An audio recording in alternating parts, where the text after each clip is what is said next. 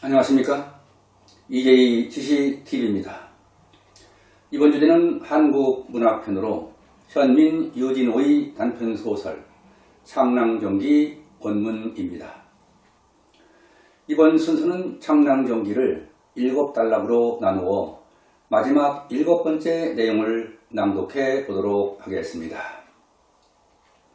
창랑정기 7번째. 창랑정의 몰락을 재촉한 것은 나의 형벌되는 종군이 난공이었다. 어른들이 다음 돌아가시자 그때까지 들어앉아 한문책만 읽고 있던 종군형이 별안간 머리를 깎고 양복을 입고 기생오입을 시작하였다. 서강 대신 대상 때에는 벌써 집터까지 남의 손으로 넘어가 창랑정은 텅 비인 껍데기 뿐이었다.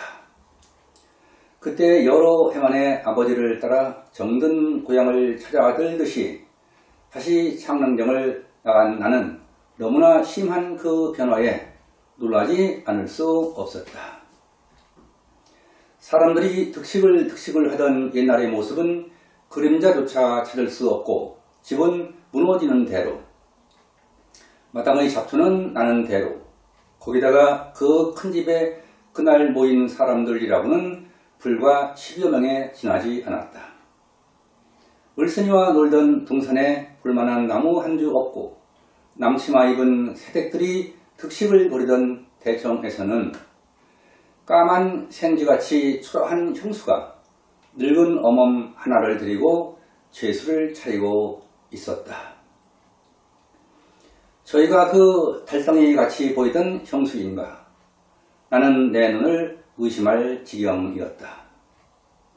그날 밤 서강 대신이 거처하던 큰 사랑에는 나의 아버지를 중심으로 7-8분이 둘러앉아 보슬비에 젖은 것 같은 얕은 음성으로 가지가지 해고담을 하고 계셨다. 그때는 나도 나이 16이라 어른들 말씀을 대강 알아들을 수 있었다. 아버지는 임진난에 창랑정이 진터가 되었었다는 이야기로부터 대원군 시절에 선교사를 학살한 것 때문에 불란서 해군 제도 로즈 장군이 프리목에 이하 군함 3척을 거느리고 강화도로부터 한강을 쳐 올라와 조정을 발끈 뒤집히게 하며 여러 날을 정박하던 곳이 바로 창랑정 바당 앞이었다는 이야기. 그때 조정에서 가장 맹렬하게 양이 배척을 주장하던 이는 다른 이가 아니라 선전관으로 계시던 서강 대신 바로 그분이었다는 이야기들을 밤이 이슥토록 하고 계셨다. 굵은 제복을 입은 몸을 갑갑한 듯이 가끔 꿈틀거리며 용렬스레 고개를 푹 숙이고 앉아있는 서강 대신의 증손자 종군을 바라보며 나는 감개무량하게 아버지 말씀을 들었다. 아버지의 말씀은 가만가만 찬물 흐르는 듯 하는데 밤은 깊어서 말레가 고요하다. 언뜻 눈을 들어 아랫목 제상을 보니 상초에 켜놓은 노란 불길이 바람도 없는데 흔들흔들 흔들려 길게 천정으로 늘어났다가는 도로 짧게 오므라진다.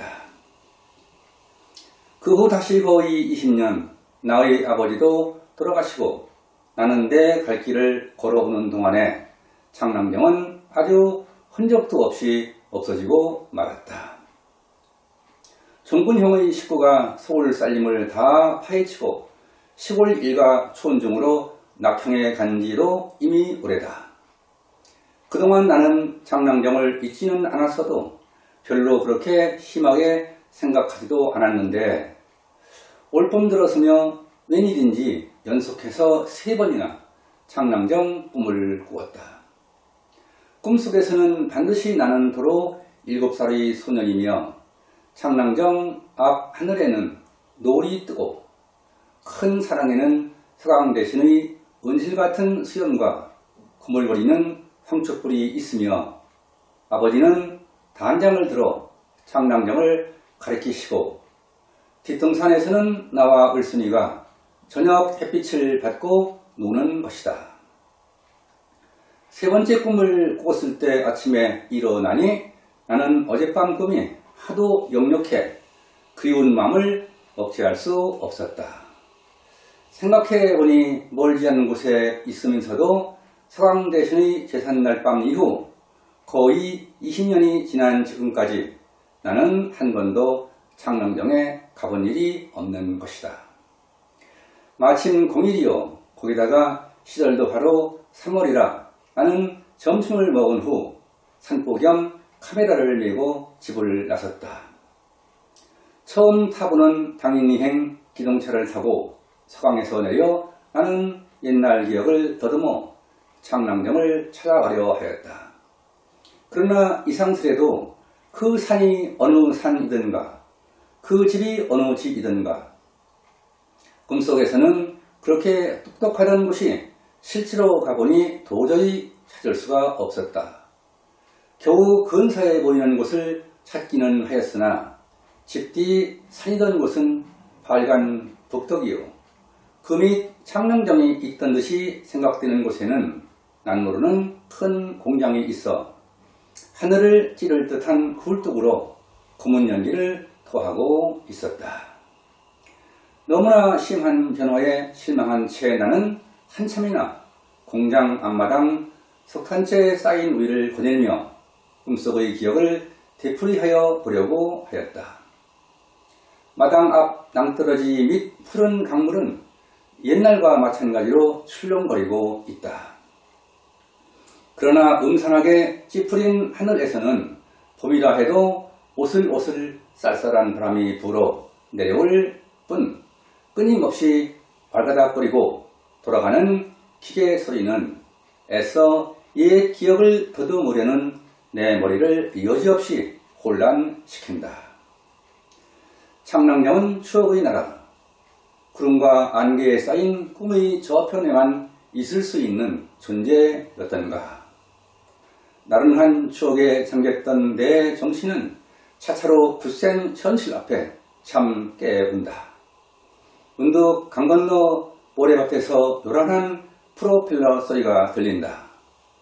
건너다 보니까 까맣게 먼 저편에 탄역 쌍발동기 최신식 여객기가 지금 하늘로 날아오르려고 여의도 비행장을 활주 중이다. 보고 있는 동안에 여객기는 땅을 떠나 50m, 100m, 200m, 500m, 1000m 처참한 폭음을 내며 떠올라갔다. 강을 넘고 산을 넘고 국경을 넘어 단숨에 대륙의 하늘을 무찌르려는 전 금속재 최신식 여객기다.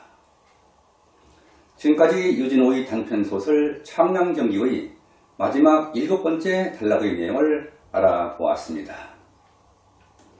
여러분은 창랑정기를 감상하면서 아름답던 산천이 개발사업으로 변모해가는 현실을 새삼 느낄 수 있는 계기가 되었길 바랍니다. 오늘날 산업화 과정에서 과거의 모습을 점차 잃어가는 아쉬운 고향의 의미가 독자 여러분과 공유되었길 기대하면서 이제이 지식TV를 마치겠습니다. 감사합니다.